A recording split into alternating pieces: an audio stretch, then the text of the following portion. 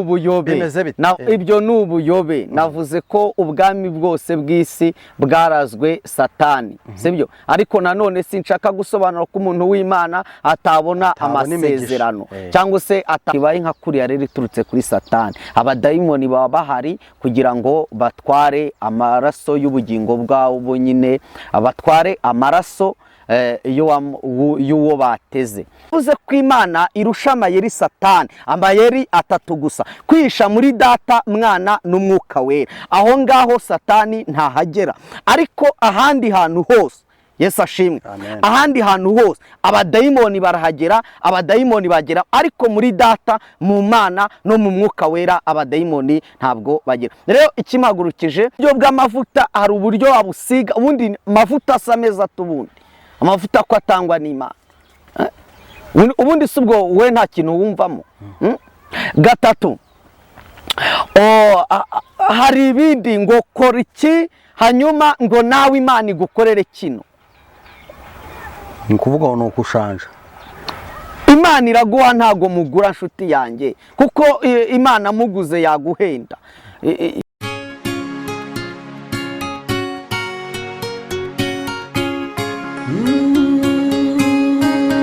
Emana we, Yesu we, ingoma yawe ni amamare.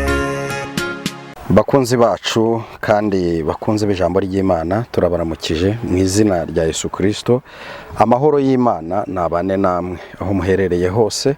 Twavuga ngo imigisha y'Imana ibagereho. Waba udukurikiye urwaye, waba udukurikiye uri mu bibazo bitandukanye, ariko ndakwifuriza kugubwa neza, ndakwifuriza gutabarwa n'Imana. Hanyuma rero ntabwo njya nkunda gutinda, ahubwo njya ngusha ku ntego.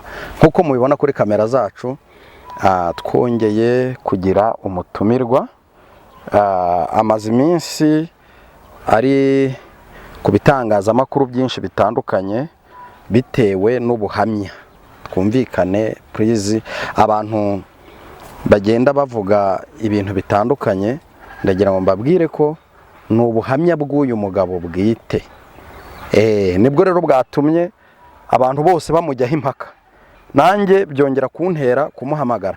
Hari ibintu byinshi mwansabye muri komenti, mumbwira muti wamubaza ibi ukamubaza ibi n'ibi. Biba ngombwa ko ngewe nongera kumuhamagara. Murabibona nyine namwakiririye mu busitani. Ni mu busitani rwose, ni ahantu hameze neza cyane. Uwiteka Imana rero abaho umugisha. Uraho neza nyakubahwa Emi? Muraho neza. Yesu nashimwe. Yesu nahimbazwe cyane. Amakuru y'imisi? Amakuru ni meza. Urakomeye? Turashima Imana nta kibazo. Yego. Turahimbaza umwami Yesu. Ubu busitani buvuze iki ku buzima bwawe? Buvuze, bisobanuye ibintu byinshi, kuko ni ahantu h'amateka nagiye mbohokera cyane. Urakoze. Yego. Reka ngusabe ubanze usenge Imana. Murakoze. Kadusenga Imana. Turagushimiye mwami Yesu, icyubahiro ni icyawe, imbaraga ni izawe. Ni wowe Imana ikura hasi ugashyira hejuru, ni wowe Imana ikura ibuzimu ugashyira ibuntu. Tunejejwe n'urukundo rwawe rwinshi ukunda abana bawe. Niyo mpamvu uko bukeye n'uko bwije utabura gukoresha imbaraga ze kugira ngo dukura habi, ahubwo dushyira heza. Mana, tunezerewe rero imbabazi zawe tugiriye muri uyu mwanya ndetse no muri kino kiganiro. Tuguhamo ikaze, duha n'ikaze bene data, umuntu wese utwumva, yobora amagambo tugiye kuvuga kugira ngo abe amagambo yera kandi ashimwa n'Imana. Izina ryawe rihabwe icyubahiro. Amen. Urakoze cyane. Uravuze ngo Mana yobora amagambo tugiye kuvuga. Nibyo, Imana igitubanziriza imbere muri byose, kuko itakubanjirije imbere wahura n'ikibazo kandi gikomeye. Yes, ndagaruka ku buhamya bwawe ho gato. Nindangiza nkwakira utambutse message yawe, kuko uyu munsi ntabwo wabura ikintu ubwira abantu, cyane ko mu buhamya bwawe uravuga uti ngewe narakijijwe, ngewe ndi umwana w'Imana. Ukavuga ko wavutse bwa kabiri, ndetse ukavuga ko kwiriba dushye ntebutse. Ariko umwami Yesu kuri iryo riba yahampagirije yego Isoko imara ndetse inyota. ukavuga ko wanze Satani n'imihango ye yose. Reka nkubaze, abantu baraza bakampamagara bakambwira turiya mugabo dukinga ibintu, ati ikigaragara uriya mugabo ntaravayo neza, ataracyakorana na Satani. Abo bantu wabasubiza iki? Nabasubiza ngo iyo umuntu atari kumva ibintu neza abaza Imana. Ndashaka ngo abantu basobanukirwe, ndetse nimba bari no mu mwuka w'Imana bagera Imana bayibaze koko nimba ibintu mvuga ari ukuri. Ariko jyewe nzi ko ari ukuri, koko narabohotse kandi singikora nk'uko nakoraga. Ndi icyaremwe gishya, ndi umukristo, ndi umwana w'Imana. Ubuhamya rero dutanga tubutanga tugamije guhindura imigambi ya Satani ko yajya hasi, ahubwo kwera kw'Imana kukajya hejuru. Rero navuyeyo, narabohotse, ndi umwana w'Imana. Haleluya kandi amen. Amen. Muri make ubatangarije ko wavuyeyo kandi uri umwana w'Imana. None ikindi kibazo kuko nawe unsanze ndi gusenga. Yego. Ikindi kibazo nshaka kukubaza, so ngewe abantu yenda banabyumvireho, ubundi twakira umutumirwa akatugezaho ibyo agomba kuvuga. Tujya tugira ikibazo rero iyo tuvuze duti uyu muntu turamwemera cyangwa ari mu mavuta, baravuga bati oya si wowe biturebera, cyane cyane ko wowe muri kumwe. Ariko icyo nababwira ni uko musanze ari gusenga, kumuhamagara ninjye wamuhamagaye, andangira ahantu ari, ari mbwira ko ari amateka ariho hantu akunda. Njye rero ndahamusanze, simbizi yenda impamvu ari njye yemeye ko ndi buhagere, kaba nta wundi muntu urahagera, ariko ubwo hari impamvu nahageze. Rero njyewe ni mu misozi miremire pe yo mu mujyi wa Kigali, ariko nahageze. Bityo rero bantu mudukurikiye, ntimujye mugira ngo turavuganira aba bantu, ahubwo aba bantu baza natwe baravuga tugafashwa nkuko namwe mufashwa. Uyu munsi abantu baravuga bati se ubu buhamya bw'uyu mugabo ko twumva ari ubuhamya bukomeye cyane, aho ntabwo haba hari abantu bakoranye nawe bakiri mu murimo w'Imana, uyu munsi bakaba bari kutujyana, uyu munsi bakaba nabo bazatujyana. Ese we abantu asengera mu by'ukuri aho ntabwo yaba ari kujijisha kugira ngo abantu bamuyobokeho nabo bajyane kuzimu? Abantu bakagira ibyo bibazo byinshi bitandukanye. Ubu ni mujyane kuzimu cyangwa se icyo bita kunywa amaraso y'abantu. Si we wenyine wakivuze, Alice yarakivuze, avuga igikombe bayasukagamo, sibyo? Kunywa amaraso y'abantu, ubundi nuko nguko bafata umuntu bakamuvoma amaraso. Ni ubundi bikorwa bite? Ndagira ngo usobanura ko kantu abantu bari gutekereza ko waba warahagurutse ukaniga umuntu cyangwa se ukaba ufite ubundi buryo wabikoze. Ubasobanurira uburyo byakozwemo, ubyumva nabi ntiyongere kubyumva nabi, ahubwo abyumve nk'uko wabikoze. Ndasoma ijambo ry'Imana kugira ngo dusobanurire abantu cyangwa se dukureho ikintu abantu bo bibwira mu mitima yabo. Turasoma Abefeso ibice 6 umurongo w'10. Hari ijambo rivuga ngo uburyo bwo gutwara intwaro zose z'Imana. Ibisigaye mukomerere mu mwami no mu mbaraga z'ubushobozi bwe bwishi. Mwambare intwaro zose z'Imana kugira ngo mubashe guhagarara mudatsinzwe n'uburiganya bwa Satani. Kuko tudakirana n'abafite amaraso n'umubiri, ahubwo dukirana n'abatware, n'abafite ubushobozi, n'abategeka isi y'umwijima n'imyuka mibi y'ahantu hose ho mu ijuru. Nuko rero mutware intwaro zose z'Imana kugira ngo mubashe gukomera ku munsi mubi, kandi murangije byose mubashe guhagarara mudatsinzwe.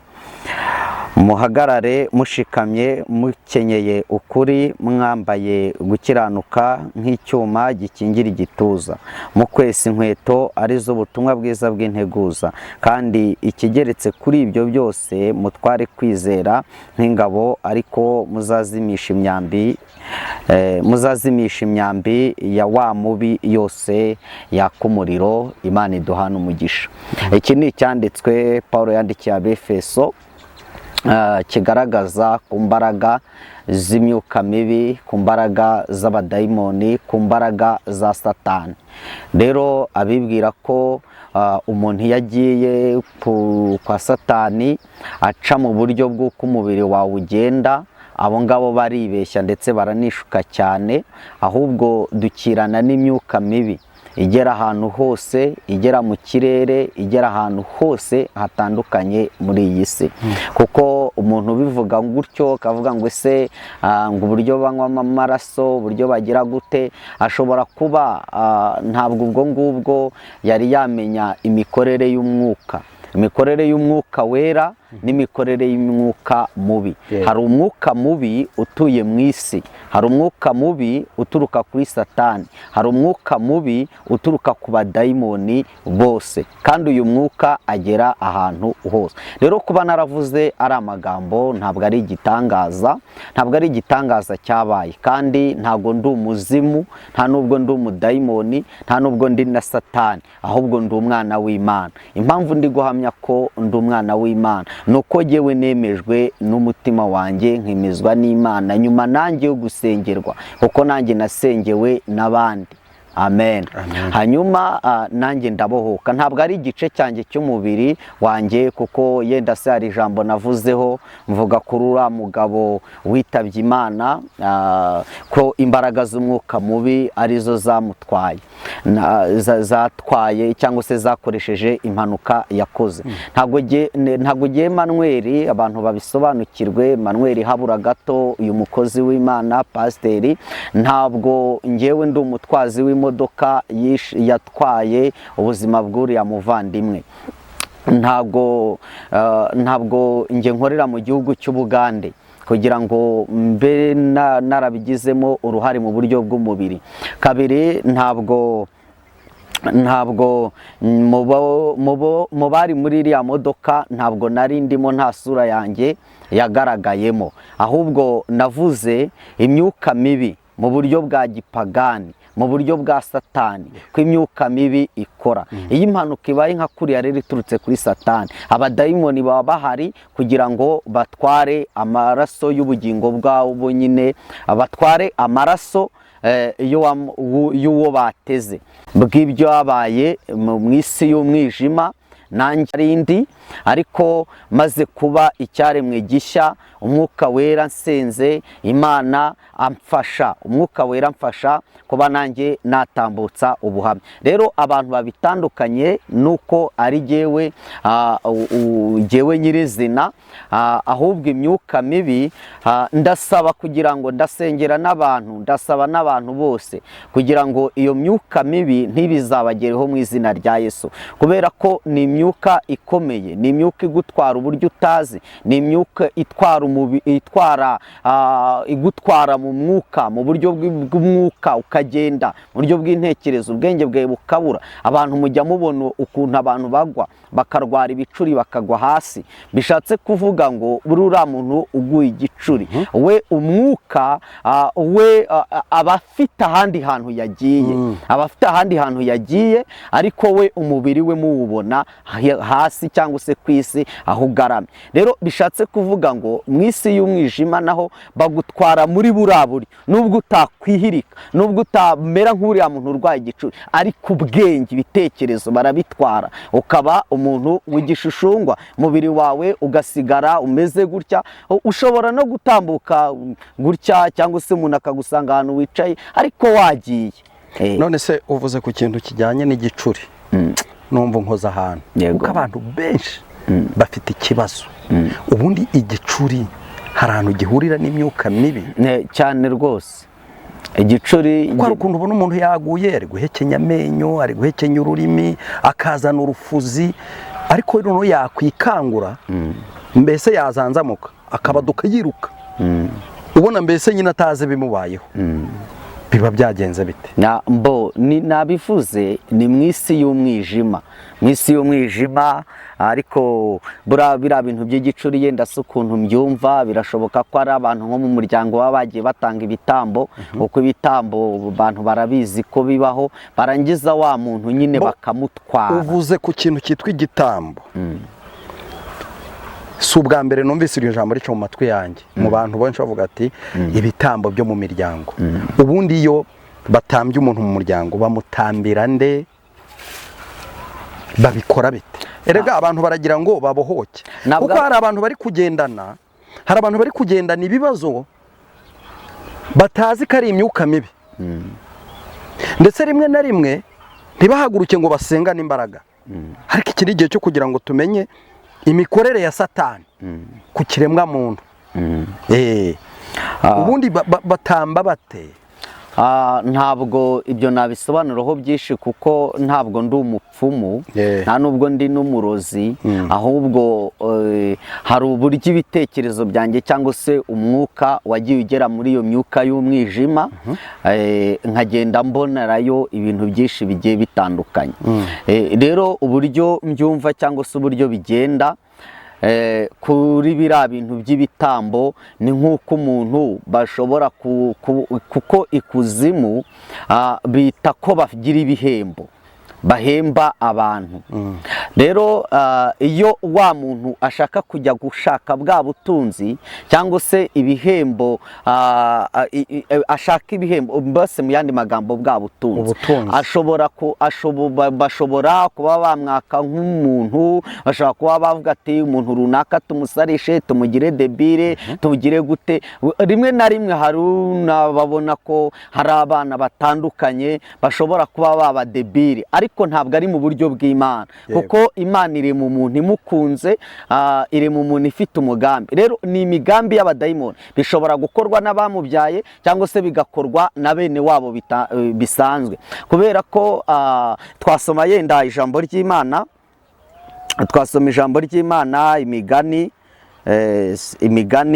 ibice 26, nkagisobanura neza iki kintu. Imigani 26 umurongo waho wa 2. Hanyuma iki kintu nkagisobanura. Imyuka y'abadayimoni iriho, imyuka y'abadayimoni irakora, imyuka y'abadayimoni iraganje, ariko tuzi neza ko Yesu ari umwami. Uko yampinduye nawe yaguhindura, uko yangiriye neza nawe yakugirira neza. Dusome 26 umurongo wa 2. Hari ijambo rivuga ngo nk'uko igishwi kijarajara n'intashya uko iguruka, niko umuvumo w'ubusa utagira uwufataho.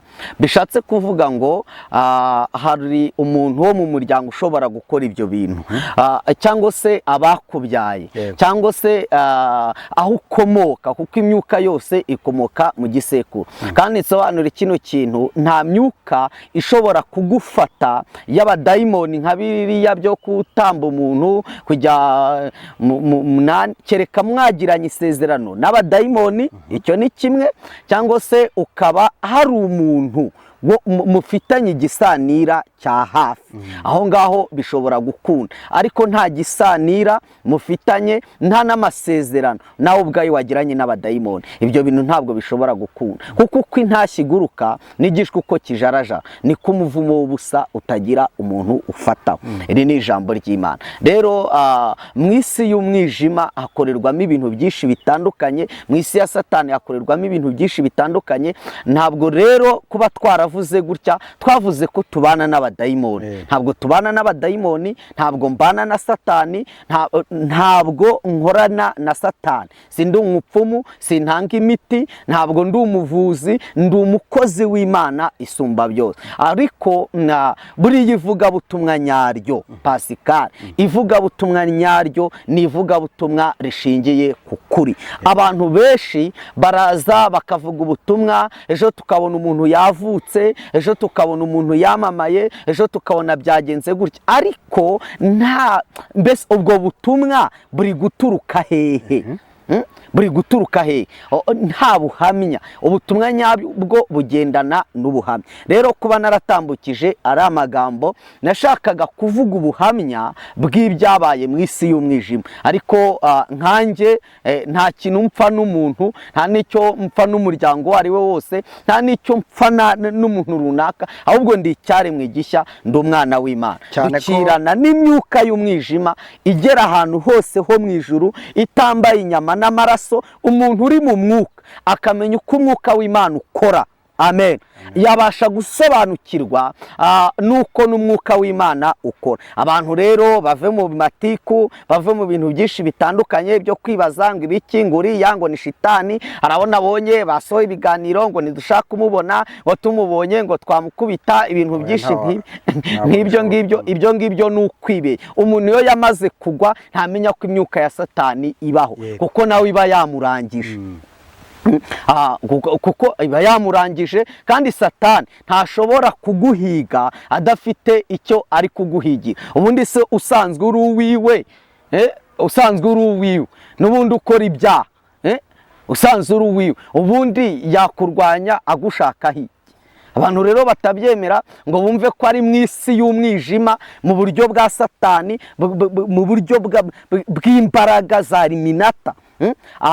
Bafite ikibazo mu bitekerezo byabo. Kandi ubutumwa habura gato yatambukije ni ubuhamya bw'ibyabaye mu isi y'umwijima. Ntabwo ari ibyanjye bwite, ntabwo ari isura yanjye bwite, kuko ntawambonye nambuka umupaka, ntawambonye. Uriya muvandimwe navuzeho yishwe n'impanuka,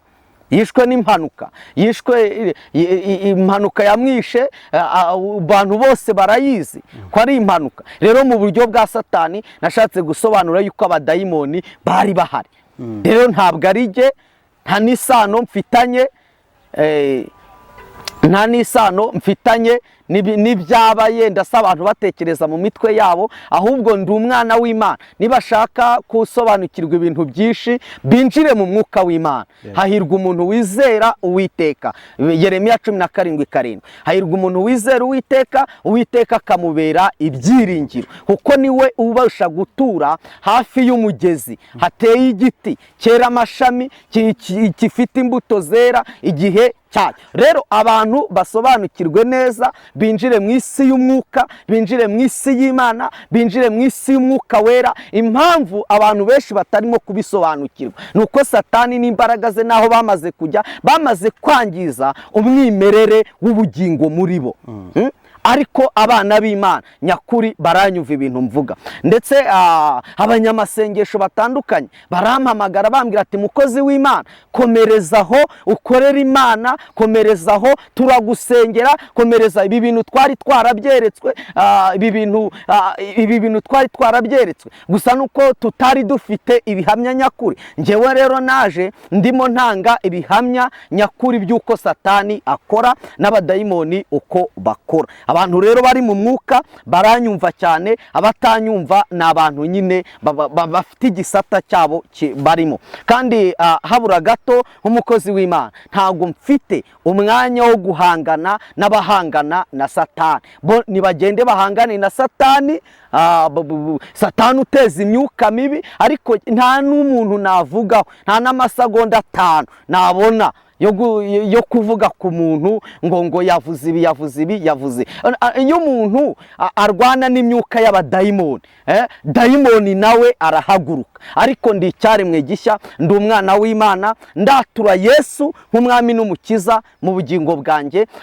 Ndi mu ijambo ry'Imana, ndi mu isezerano ry'Imana, ndetse ndabohora n'abandi iyo si y'umwijima yaba yaragezeho ikabagiraho n'ingaruka. Ndimo ndavuga ngo muze twihishe muri ya mabanga navuze 67 Satani arwanyirizamo abakristo. Navuze ko nzagenda nyasobanura uko Imana izagenda imereza imbaraga, ndetse nuko abantu bansengera nzagenda nyasobanura etape ku etape, mvuga ngo Satani uburyo akoresha atsinda umukristo. Ubwa mbere n'ubu, bwa 20 n'ubu, bwa 50 n'ubu, ngeze ku mayeri 67 yose. yavuze ko Imana irusha amayeri Satani, amayeri atatu gusa: kwihisha muri Data, Mwana n'Umwuka Wera. Aho ngaho Satani ntahagera, ariko ahandi hantu hose, Yesu ashimwe, ahandi hantu hose abadayimoni barahagera, abadayimoni bagera, ariko muri Data, mu Mana no mu Mwuka Wera abadayimoni ntabwo bagera. Rero ikimagurukije, komera, turi kumwe nawe, komera, turagusengera, komera komera komera komera. Ibyo rero ndabikunda, ndetse ndanabashimiye. Mugume muri Kristo Yesu, azabana namwe nk'uko Imana yambohoye, namwe izababohora mu izina rya Yesu. Urakoze. Ndimo ndabariza abakunzi b'Imana Irahari TV. Yego. Uyu munsi wa none uvuga ko imyuka mibi irwanya umuntu usenga, kandi ni nawe bishaka gukubita hasi. Ukavuga uti uwo yamaze gufata se yabimurwanya imushakaho iki? Ni iki bigenda bite kugira ngo uwitwa ko ari umurokore birangire imyuka mibi imwigaruriye ndetse inamukoresha? Kuko abantu benshi binjira mu by'Imana bahamagawe n'Imana ndetse bagakora, akenshi rimwe na rimwe tukajya tukumva ngo baradeviye, basigaye bakorana n'imyuka mibi. Ese ubundi haba habaye iki kugira ngo bashobore uwo muntu, kandi yari yarahamagawe n'Imana bwa mbere? Ese byagenze gute kugira ngo arangize nabi? Hari ijambo rivuga ngo bamwe bazikubita imbere ye bavuga bati, Mwami twaragukoreye ndetse twirukana abadayimoni mu izina ryawe. Ababwire ngo nimugende sinigeze mbamenya. Ndibaza ko iryo jambo rizi. Nego. Bigenda bite kugira ngo umuntu aba yaratangiranye n'Imana birangire abaye umukozi wa Satani? Iyo wamaze guhura n'abantu bafite imyuka y'umwijima, imyuka mibi ikwinjiramo, yarangiza ikagufata, ikaguteza intege nke, ikaguteza intege nke zo kutizera Imana, zo kumva ko ibyiringiro bibaye bikeya, barangiza kukumvisha ko nta masezerano y'Imana akiri ku buzima bwawe. Kuko Satani buriya, bibuke ijambo Imana yavuze ngo, yaravuze ngo wasiwe ugushije ishyano kuko umanukiwemo n'umubi. Rero Satani yarazwe ubwami bwose bw'isi, yarazwe ubwami bwose bw'isi, kubera ko bibuke ubwo Yesu yari ari gusenga amasengesho y'iminsi 40, ngo Yesu aza kumugerageza Satani. Sorry. Mumbabarire. Satani aza kugerageza Yesu. Yes, Satani aza kugerageza Yesu. Hanyuma ngo amuzamura ku kanunga k'urusengero, aramubwira ngo dore buriya bwami bwose bw'umwijima, buriya bwami bwose bwiza, nupfuka mukandame bwose ndabuguha. Rero Satani afite ubushobozi bwo kudindiza amasezerano iyo wamaze guhura n'imyuka mibi. Iyo rero yamaze kudindiza amasezerano, arabanza akica umwimerere w'ijambo ry'Imana muri wowe, ahubwo ugahura n'imbaraga za Satani, sibyo, zikakwica, ukumva ko Imana yatinze, Imana itagihari, kwiheba bikagwira mu mutima wawe. Ukugenda rero urushaho kugenda wimura Imana mu mutima wawe, ni kugenda winjira mu myuka y'abadayimoni. Naho ngaho Satani ashobora gufatira umuntu wari umukristo, ni mu ntege nkeya, nta handi. Mu ntege nkeya. Bibaza igihe amasezerano azasohorera. Uyu munsi hari ikindi kintu maze kubona mu murimo w'Imana, twibereye, ukabona abantu batangiye bavuga ubutumwa bwiza, babwira abantu kwanga icyaha n'igisa nacyo, n'abantu bakabyumva. Ariko uyu munsi mfite ikibazo, abantu bose barigisha ibitangaza gusa, n'abantu bakabyumva. Uwigisha abantu kwanga icyaha n'igisa nacyo akaba ni umwe mu bantu 100 cyangwa 1000, ariko nanone ntihaboneka abamwumva, wabihuriza he n'izo mbaraga z'imyuka mibi? Ese tuvuge ko bari abantu bihishe mu ishusho y'ibitangaza, haba hari icyo bari gupfana n'iyo myuka mibi? Yenda kuvuze ngo ubundi ngo igufata handi wamaze gutekereza ko Imana nta kikimaze, baba se aribwo buryo bakoresha mu kujyanira abantu mu kigare, babumvisha ko kuba uri kumwe n'Imana ari uko iguhereza ubutunzi bw'isi. Cyane ko mu kiganiro twakoranye waravuze ngo ya Satani yaguhaye ubutunzi ntibwagira icyo bukumarira. N'abandi benshi uduha n'urugero nabo byagezeho ingaruka. Ese hari ahantu biri guhura n'ibi bitangaza biriho bikorwa n'ubutumwa buri kwigishwa, sinzi niba nabwita ubutumwa. Kanyombya niwe ujya uvuga ngo nivuga amafuti, ngo ntabwo rikiri ivuga butumwa, sibyo? Ni he biri guhurira cyangwa yenda n'Imana ibiri gukora? Ubundi ikintu nabisobanura icyo kintu, navuze ko nta muntu ndi gushaka ko nshyira muri ibi bintu. Umuntu ndi gushaka ko nshyira muri ibi bintu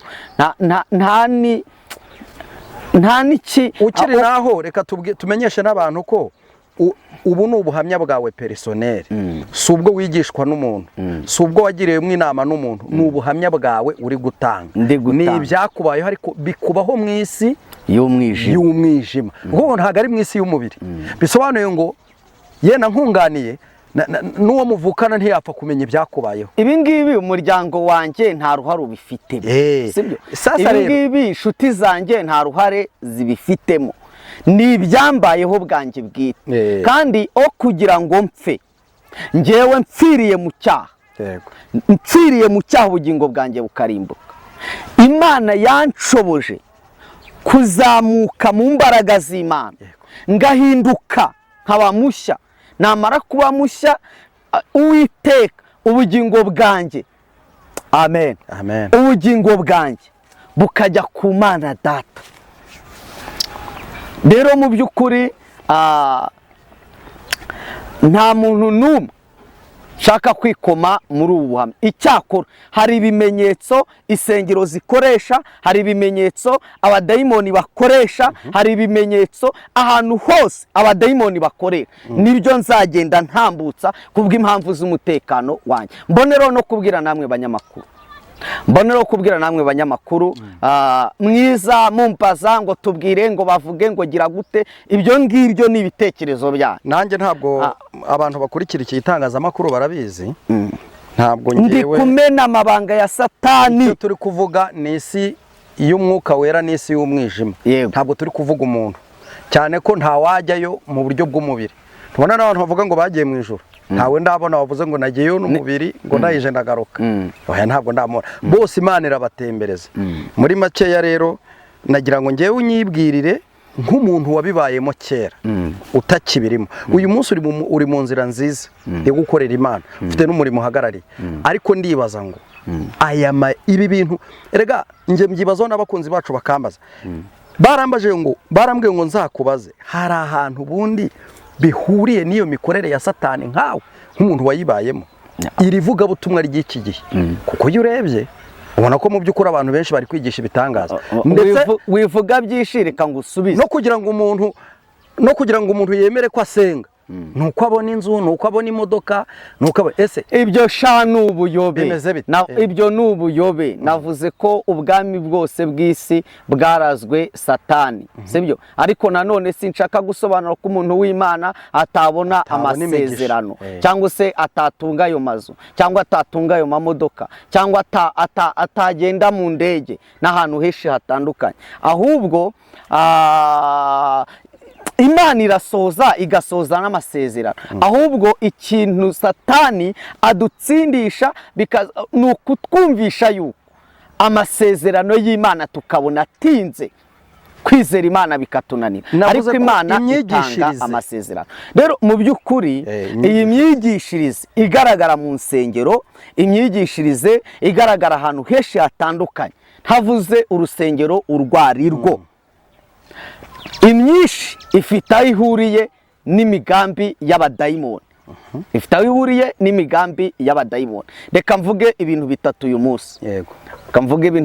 munsi.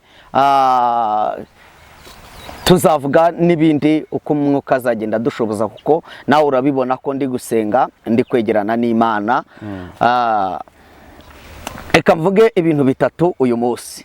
Ni ukuvuga ngo hari ivugabutumwa dayimoni akoresha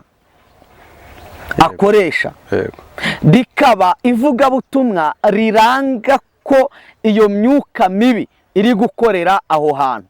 ikimenyetso cya mbere navuze ko uyu mwuka mubi iyo wakugezeho, iyo winjiye muri urwo rusengero, uyu mwuka wera iyo wakugezeho wumva ko niyo wari kujya kugura umuceri w'abana, niyo wari kujya kwishyura minerivare y'abana, ntabwo ukigiyeyo kuyishyura wakandagiye muri urwo rusengero ntiwayatahana. Icyo ni icya mbere. Icya kabiri, hari uburyo navuzeho bw'amavuta, sibyo? Kandi hari uburyo navuzeho bw'amavuta. Ubu buryo bw'amavuta hari uburyo wabusiga, ubundi amavuta asa meza tubundi, amavuta ko atangwa n'Imana, ubundi si ubwo we nta kintu wumvamo. Gatatu, hari ibindi ngo kora iki hanyuma ngo nawe Imana igukorere kino. ni ukuvuga ngo ni uko ushanje. Imana iraguha, ntago mugura nshuti yanjye, kuko Imana muguze yaguhenda. Butandukanye yiyoberanyirije mu ijambo ry'Imana, arimo agenda atsinda abantu abakura mu mwuka w'Imana. Gukorewe wayishyura iki? Ushaka iki, kora iki nawe ubone kino. Iyo ni imigambi y'abadayimoni. Reka mbe mvuze ibyo ngiye. Abantu mu isi y'umwuka w'umwijima, mu isi y'umwuka w'umwijima hari gukorerwayo ibintu byinshi bitandukanye biri kugenda bitsinda abantu bigusha abakristo. Navuze rero ko nzagenda ntanga ibimenyetso uko Umwami Yesu azajya agenda acoboza, uko abantu bansengera, uko abantu bamba hafi. Kandi mbonereho no gushimira n'abantu bahamagara nimero yanjye 078 51 55 307 bambwira ati mukozi w'Imana